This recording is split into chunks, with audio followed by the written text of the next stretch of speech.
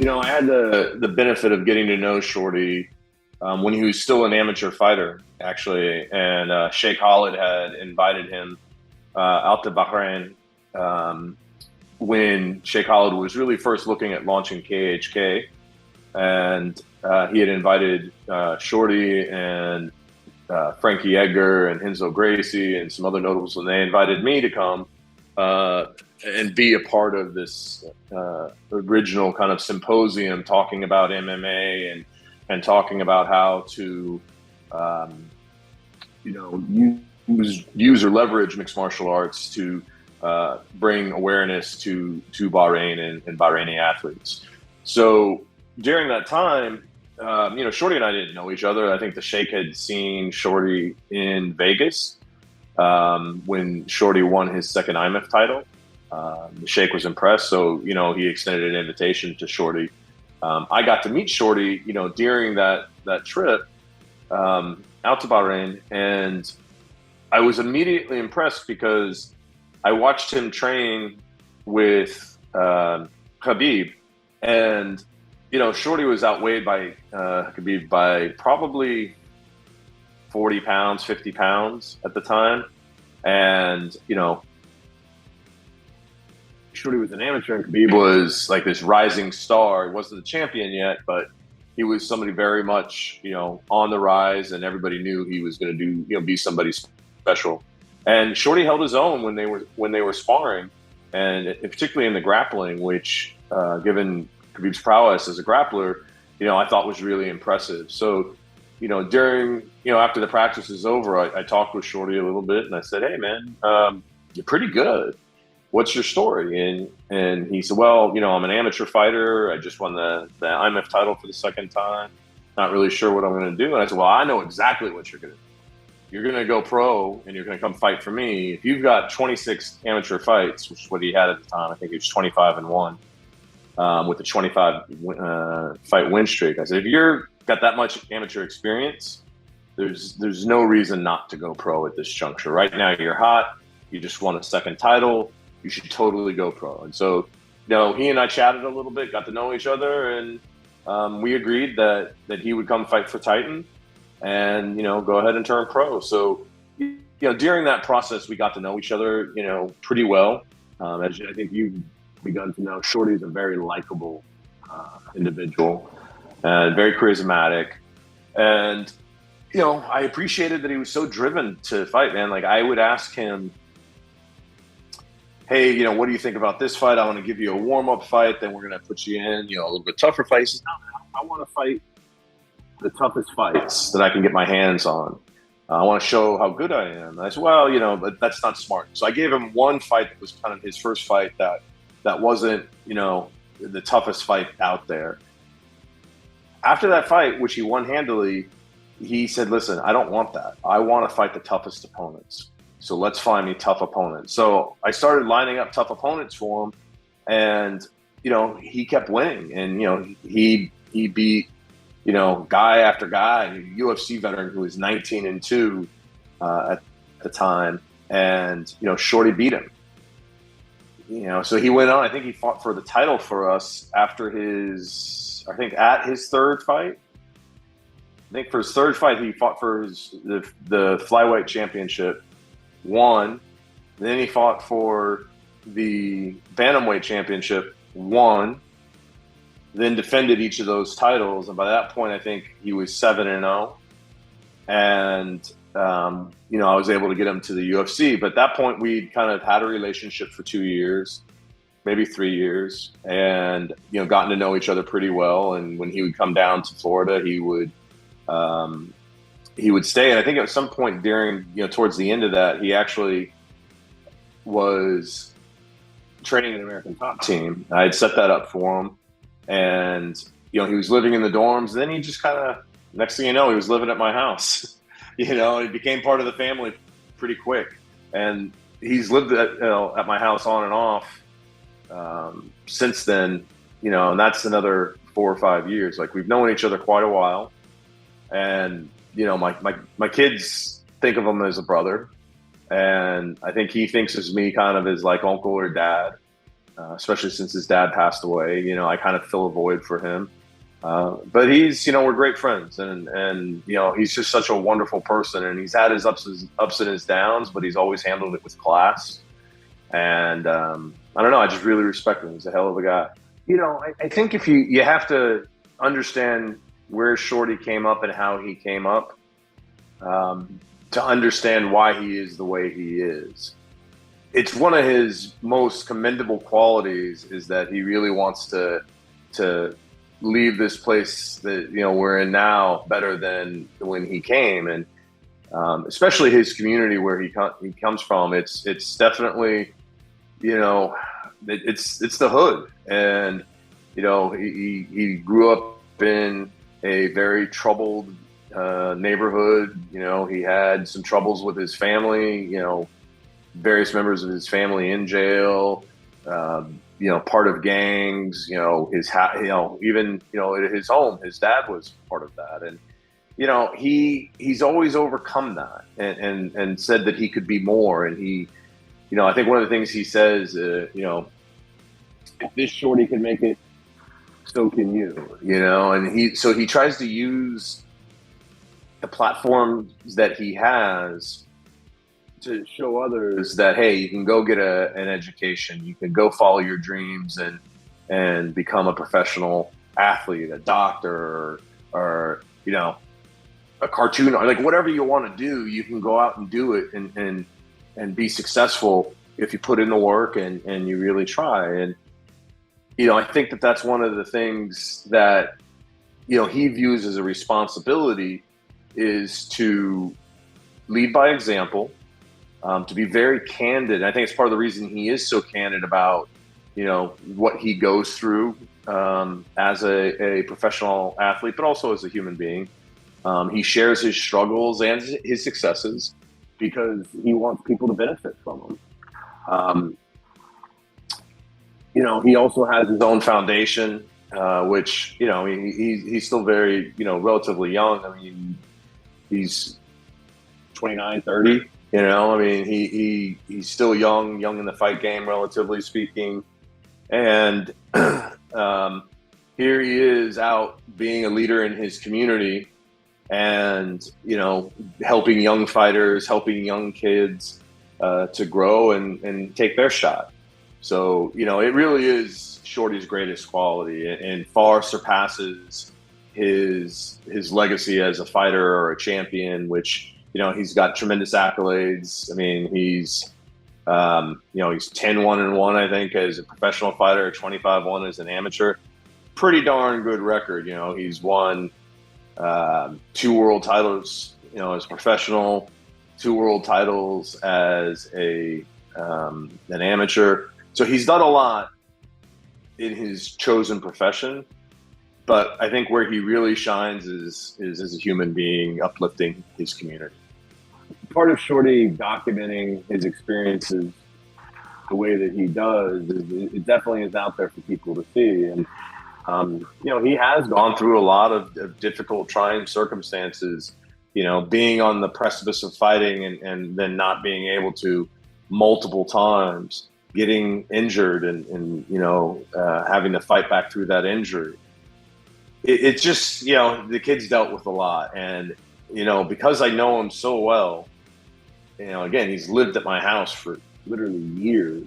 And when he's not living at my house, I'm on the phone with him every day, or seeing him every day. You know, sometimes when he's not living, he still stops by. So he's just a huge part of our life. And so I've gotten to witness kind of behind the scenes, you know, behind the curtain, what he really goes through, and he struggles. But here's the great thing about it. You know, I think a lot of people can relate to struggling because it's a very human condition. And especially when you go through a period, you know, in life where you are being faced with some challenges and setbacks like he has. But, you know, the great thing is, because I do have that access behind the curtain, I've been able to see the tough days, but I've also been able to see the good days. And, you know, unfortunately, I'm not there this time because we actually had a Titan scheduled for the 28th as well. I moved it to the 18th of November, but it was last week, so it was kind of already set who he was bringing out, and so I wasn't able to be there with him. I talked to him pretty much every day, and during the time that he's been in Bahrain training with KHK and all the team, obviously the time beforehand, and he seems to be in the best place that I've seen him in years. Probably since like right around the time when I first met him and he turned pro and he just had all this hype and momentum going. His mental state is really strong right now. Like I was actually just on the phone with him, our messaging back and forth, which I sent him a really funny video, which I'll be happy to share with you, about weight cutting. And and he was in the middle of cutting weight, and but we were chatting, and he's just, his spirits are so good, man. He really is.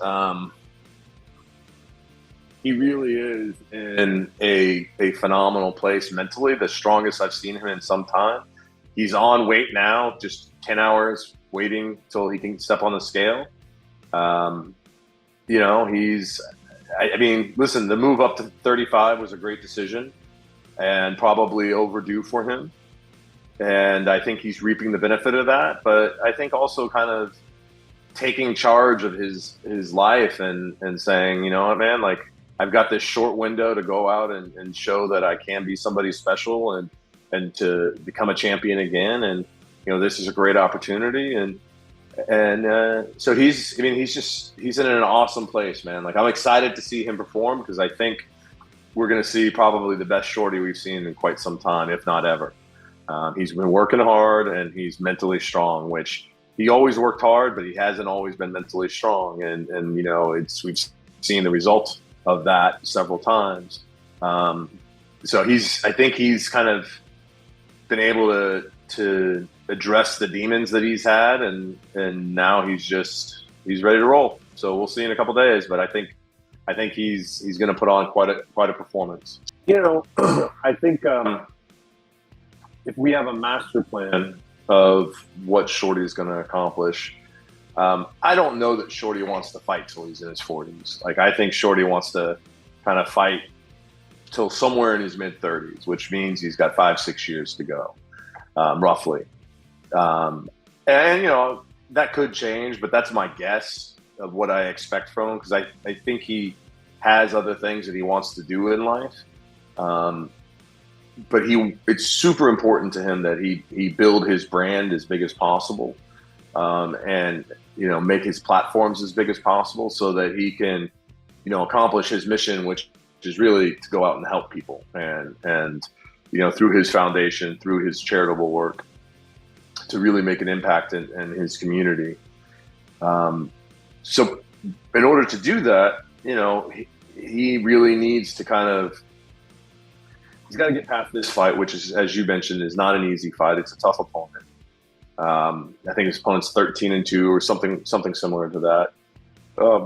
So obviously we watched him, we know he's tough. But I also think it's a good matchup for Shorty. That's gonna, Shorty's got a little bit of fear going into this fight, which is when he fights the best. He has that, like, wait a minute, I'm not the best guy in the cage for sure. Like, I know I'm good, but so is this guy.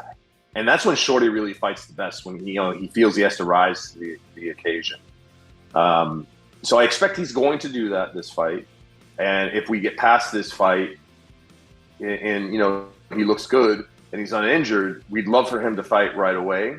But that's obviously, we got to take that step first. But I think what's realistic is that he probably fights early next year, on one of the first opportunities that Brave has. And, I think Shorty fighting for the title is what ultimately we want to have happen, whether it's one fight or two fights. I think because of the ups and downs, we have to be a good partner to Brave and work with Shahid and the team to navigate this situation, because they've been very supportive to us. But that said, we are eyeing the title, and we're eyeing it sooner rather than later. And I think that Shorty, if he goes on, and gives the performance that I'm expecting, I think the argument kind of will be made by itself, and his performance will speak for itself. And if he puts that performance on, the fans and leadership will say, yeah, this is the Shorty Torres that we signed, that we expected, that we love supporting. This is the guy that should be our champion, and let's make that fight. So hopefully that's the way things play out. But if it has to be another fight after that, then that's fine too.